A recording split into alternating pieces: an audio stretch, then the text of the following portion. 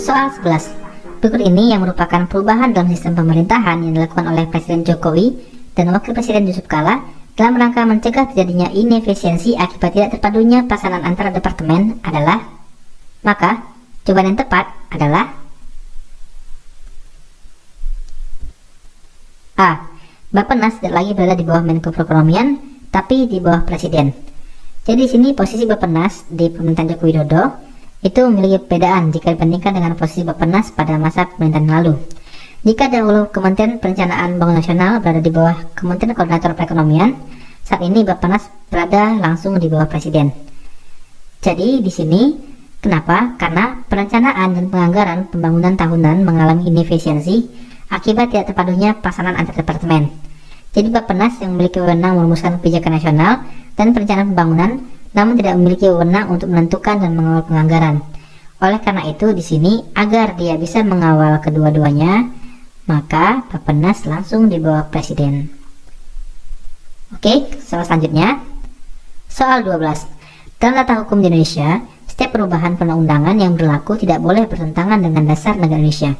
Hal ini berarti bahwa dasar negara merupakan, maka jawaban yang paling tepat adalah D. Sumber dari segala hukum. Kalau kita bicara tentang dasar negara adalah Pancasila ya. Pancasila sebagai dasar negara merupakan sumber dari segala hukum.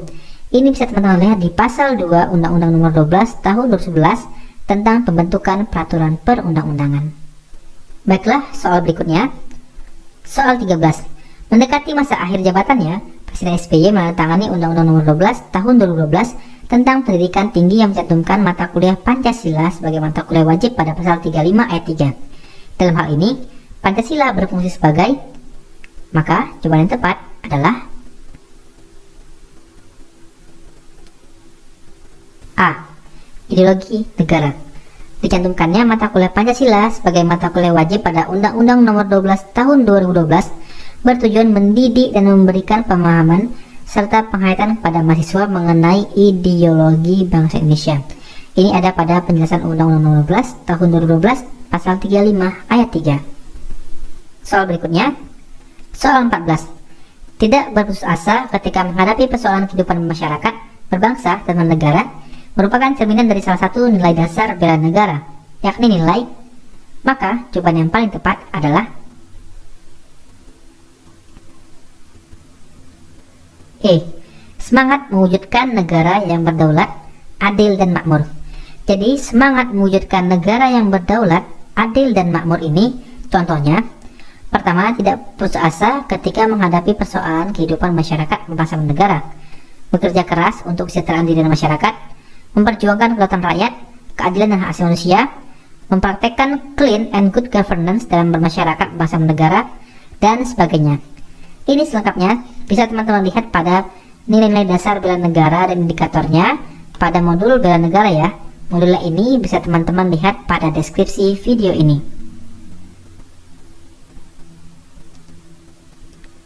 Baiklah, soal berikutnya. Soal 15.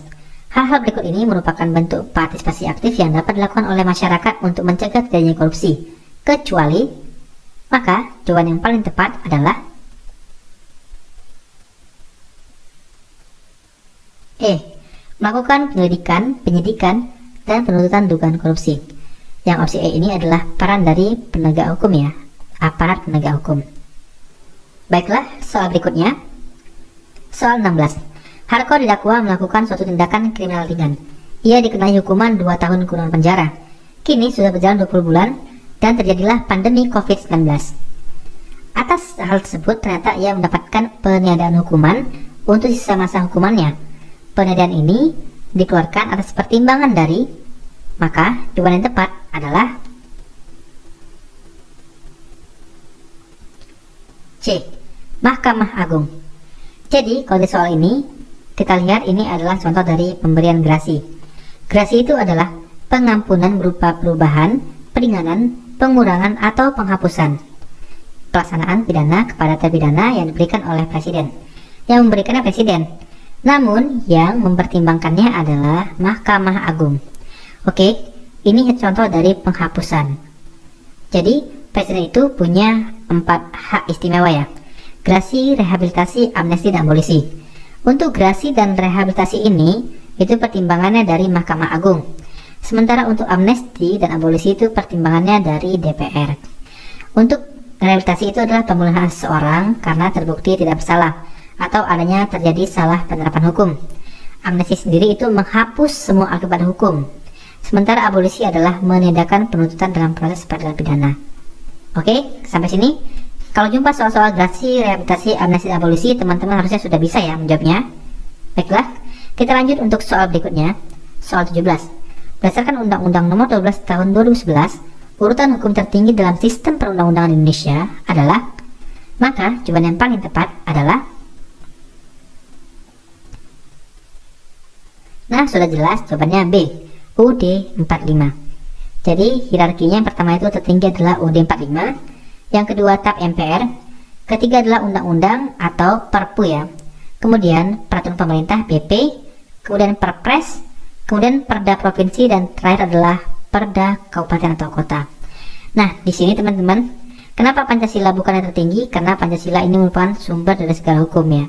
Jadi ini dijelaskan pada ayat terpisah. Sementara untuk hierarki tata urutan peraturan perundangan yang paling tinggi adalah UUD 45. Oke, kita lanjut lagi. Untuk soal nomor 18. Undang-undang adalah peraturan perundang-undangan yang berlaku di Indonesia di bawah UUD 45.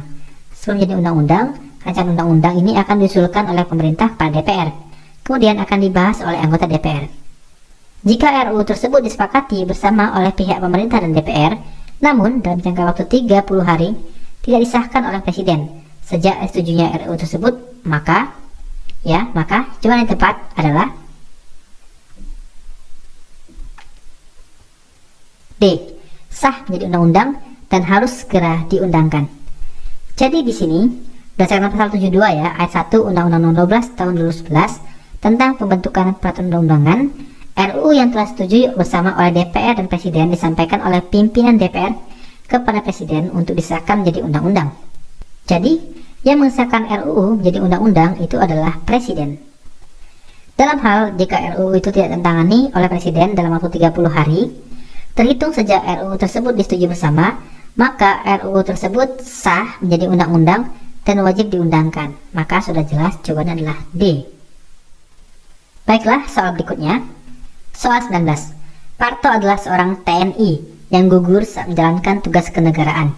Sebelum pemakaman dilakukan, ia diberi tanda jasa yang dikerahkan dalam upacara pemakamannya. Pihak yang berhak memberi gelar pahlawan tanda jasa adalah, maka jawaban yang paling tepat adalah A. Presiden. Sesuai dengan pasal 15 UUD 45 bahwa yang memberikan gelar, tanda jasa, dan lain-lain tanda kehormatan adalah Presiden. Oke, sampai sini sudah benar semua ya. Oke, kita lanjut lagi untuk soal nomor 20. Hukum di Indonesia memberikan wewenang kepada daerah untuk mengelola daerahnya masing-masing melalui otonomi daerah. Berikut ini tidak termasuk tujuan dalam pelaksanaan otonomi daerah, yaitu, maka jawaban yang paling tepat adalah C. Desentralisasi yang menciptakan otonomi daerah. Jadi di sini terdapat beberapa tujuan mengapa otonomi daerah itu diberikan. Di antaranya, pertama, distribusi regional yang merata dan adil. Jadi ini untuk mengoptimalisasi potensi regional. Kemudian, peningkatan terhadap pelayanan masyarakat yang semakin baik. Jadi yang opsi A ini ya masuk di sini. Kemudian, adanya sebuah keadilan secara nasional. Oke, di sini yang B juga masuk di sini. Kemudian adanya pengembangan dalam kehidupan yang demokratis. Oke. Kemudian menjaga hubungan yang harmonis antara pusat daerah dan antar daerah terhadap integritas Republik Indonesia. Oke, yang ini juga masuk ya di sini. Selanjutnya, mendorong pemberdayaan masyarakat serta menumbuhkan prakarsa dan kreativitas, meningkatkan peran serta masyarakat dan mengembangkan peran dan fungsi DPRD. Oke, jadi di sini untuk opsi C tidak ada, maka jawabannya adalah C ya, kecuali. Baiklah, kita lanjut ya. Untuk soal berikutnya, soal 21. Suatu negara kekuasaan legislatifnya lebih kuat daripada kekuasaan eksekutif. Artinya, negara tersebut menerapkan sistem pemerintahan, maka jawaban yang paling tepat adalah B. Parlementer. Di sistem pemerintahan parlementer ini terdapat lembaga supremasi tertinggi, yaitu parlemen, di mana parlemen punya kekuasaan besar dalam negara baik sebagai badan perwakilan atau badan legislatif, sehingga posisi legislatif lebih kuat daripada kekuasaan eksekutif. Tentang sistem pemerintahan ini, teman-teman sebaiknya pelajari kembali ya, perluas tentang sistem pemerintahan yang terdiri dari ada presidensial, ada parlementer, ada semi presidensial sampai dengan liberal. Sementara untuk bentuk negara itu ada bentuk kesatuan, ada juga serikat atau federal. Serta teman-teman baca lagi untuk bentuk pemerintahan, ada republik, ada monarki, ada oligarki, ada autokrasi. Terkadang kita sering-sering kebalik ya, tentang sistem pemerintahan, tentang bentuk negara, dan tentang bentuk pemerintahan. Oke, kita lanjut lagi soal berikutnya. Soal 22. Indonesia menerapkan sistem pemerintahan presidensial. Pekerjaan presiden akan dibantu oleh para menteri. Presiden pun diberi kewenangan untuk mengangkat dan memberhentikan menterinya. Dalam hal ini, presiden berkedudukan sebagai, maka jawaban yang tepat adalah, sudah jelas ya, jawabannya C, kepala pemerintahan. Sebagai kepala negara, presiden adalah simbol resmi negara Indonesia di dunia. Sebagai kepala pemerintahan, presiden dibantu oleh menteri-menteri dalam kabinet memegang kekuasaan eksekutif untuk melaksanakan tugas-tugas pemerintahan sehari-hari. Oke, buat teman-teman, apa sih bedanya dari eksekutif, yudikatif, dan legislatif? Silahkan teman-teman cari tahu ya. Ini nanti bicara tentang trias politika. Oke, lanjut soal berikutnya. Soal 23. Setelah Presiden Soeharto mundur dari kursi kepresiden Indonesia, maka digantikan oleh B.J. Habibie sebagai presiden. Dasar yang digunakan dalam pergantian presiden dari Soeharto ke Habibie adalah, maka jawaban yang tepat adalah C, ketetapan MPR. Jadi dasar hukum pengangkatan B.J. Habibie adalah berdasarkan TAP MPR. Tepatnya pada nomor 7/MPR/1973 yang berisi, jika presiden berhalangan, maka wakil presiden ditetapkan menjadi presiden. Sementara, untuk pasal 8 ayat 1 UUD 45 ini, jika presiden mengangkat, berhenti, atau diberhentikan, atau tidak dapat melakukan kewajibannya dalam masa jabatannya, ia digantikan oleh wakil presiden sampai habis masa jabatannya. Namun untuk pasal 8 UUD 45 ini, itu diamandemen pada amandemen ketiga. Yang mana amandemen ketiga ini adalah di tahun 2001, setelah terjadinya pergantian presiden ini. Yang mana untuk B.J. Habibie sendiri itu merupakan wakil presiden Soeharto yang terakhir, pada periode Maret 1998 sampai 21 Mei 1998. Jadi jawabannya untuk soal ini adalah C ya, ketetapan MPR. Selanjutnya kita bahas lagi soal nomor 24. Indonesia terdiri dari banyak provinsi yang sampai sekarang sudah menjadi 34 provinsi. Pada awal kemerdekaannya, bangsa Indonesia hanya memiliki berapa provinsi? Maka jawaban yang paling tepat adalah D, 8. Yang mana 8 provinsi ini berdasarkan hasil dari sidang PPKI, yaitu ada Provinsi Sumatera, Jawa Barat, Jawa Tengah, Jawa Timur, Sunda Kecil, Maluku, Sulawesi, dan Borneo. Oke, selanjutnya kita bahas lagi soal nomor 25. Aktualisasi kepemimpinan bela negara salah satunya dapat dilakukan dengan cara, maka jawaban yang paling tepat adalah A, kesetiaan membantu kesulitan masyarakat dan kelompok. Jadi, kita perlu tahu dulu apa kepemimpinan bela negara. Jadi intinya adalah kepemimpinan yang memberi pengaruh bukan hanya karena pandai menginstruksi, hebat mengkritik, dan mahir mencari kesalahan, tetapi kepemimpinan yang memberikan pengaruh dengan perilaku-perilaku yang dianggap baik oleh masyarakat. Adapun perilaku yang dianggap baik tersebut adalah segala perilaku yang dilandasi oleh integritas, etika, dan moral. Bentuk-bentuk aktualisasinya, pertama, mempengaruhi dan mengarahkan kecintaan warga negara pada NKRI. Kemudian, kesetiaan membantu kesulitan masyarakat dan kelompok, serta menjadi teladan warga negara dalam menjaga NKRI. Selengkapnya teman-teman bisa lihat juga pada modul ini, ada di deskripsi ya, silahkan teman-teman download aja. Oke, selanjutnya kita bahas soal 26. Maksud dari makna Bhinneka Tunggal Ika secara inklusif adalah, maka jawaban yang paling tepat adalah A, mayoritas tidak menginjak minoritas. Bhinneka Tunggal Ika bersifat inklusif. Dengan kata lain, segala kelompok yang ada haruslah saling memupuk rasa persaudaraan. Kelompok mayoritas tidak memperlakukan kelompok minoritas dalam posisi terbawah, tetapi haruslah hidup berdampingan satu sama lain. Kelompok mayoritas juga tidak harus memasang kehendaknya kepada kelompok lain. Oke, jadi opsi A ya jawaban yang paling tepat. Kita lanjut ke soal berikutnya. Soal 7. Oke, ini sudah tentang bahasa Indonesia.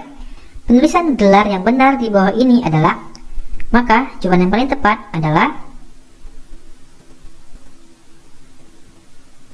D. Insinyur Sudirman Waluyo, S H.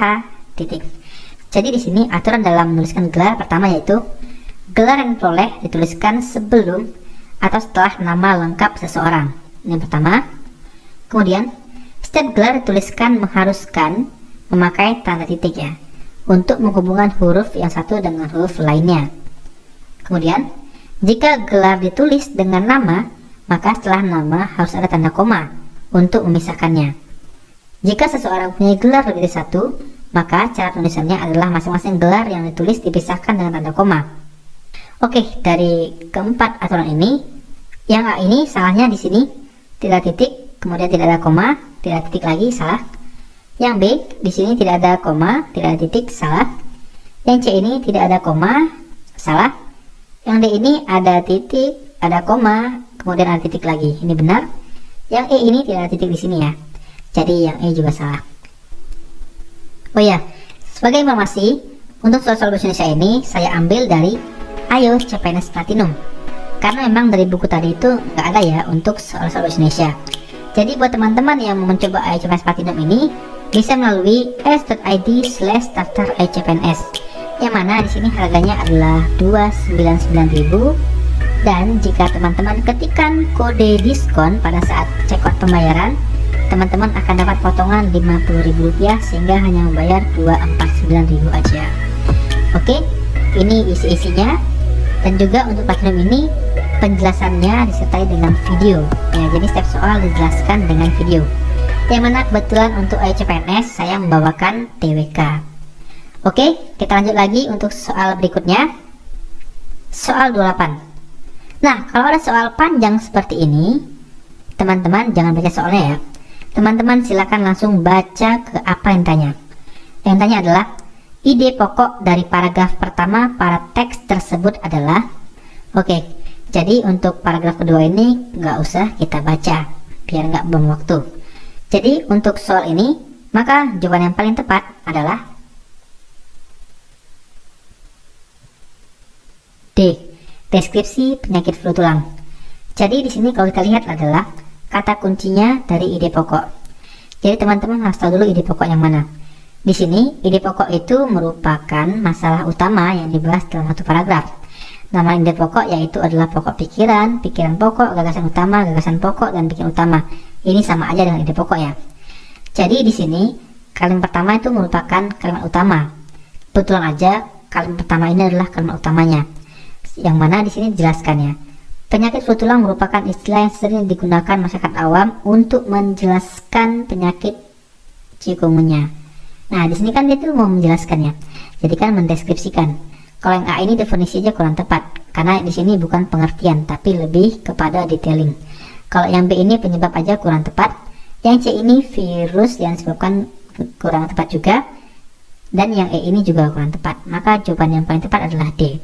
Oke, di sini tips saja buat teman-teman cara menentukan ide pokok, yaitu ide pokok terdapat di kalimat utama dan setiap satu paragraf hanya ada satu ide pokok. Satu paragraf satu ide pokok ya. Jadi kalimat utama ini nggak sama dengan kalimat pertama.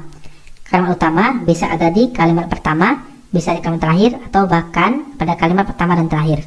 Jadi langkah-langkah menentukannya adalah pertama pisahkan kalimat utama dan kalimat khusus, kemudian baca dengan seksama.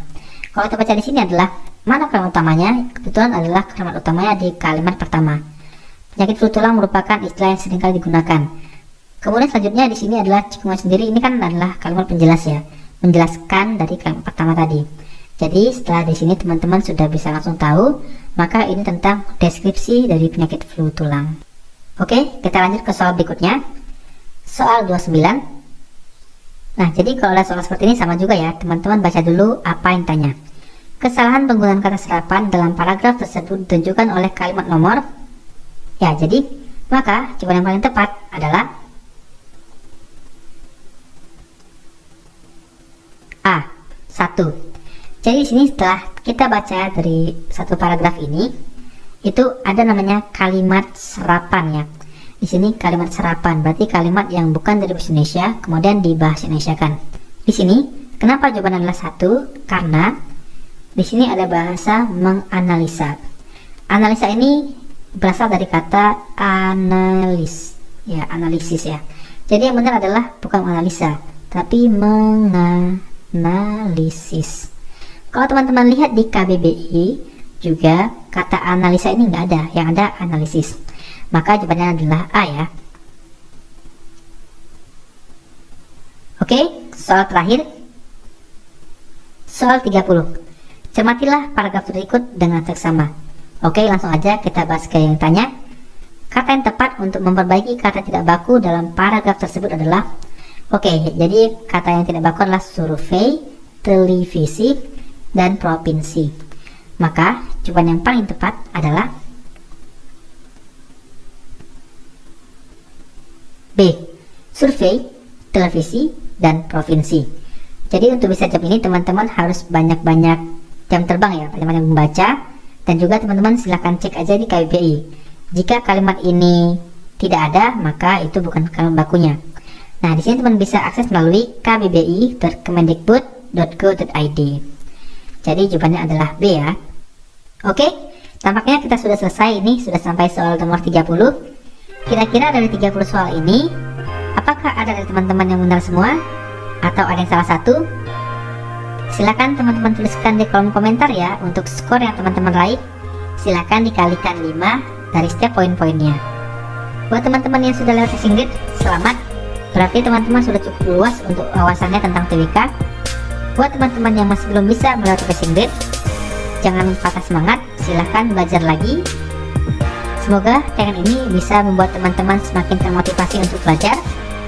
Jangan lupa jika teman-teman suka dengan tayangan ini, silahkan like dan share ya pada teman-teman yang lain agar dapat menginspirasi. Baiklah, sekian dulu tayangan kali ini. Semoga bermanfaat. Memulai memang sulit, tetapi mempertahankan jauh lebih sulit. Bekerja memang melelahkan, tetapi tidak mendapatkan pekerjaan jauh lebih melelahkan. Oleh karena itu buat teman-teman, jika menjadi ASN atau PNS adalah pilihan teman-teman, maka kejarlah, jangan ragu. Saya mohon maaf apabila ada salah kata, dan sampai ketemu pada tayangan selanjutnya.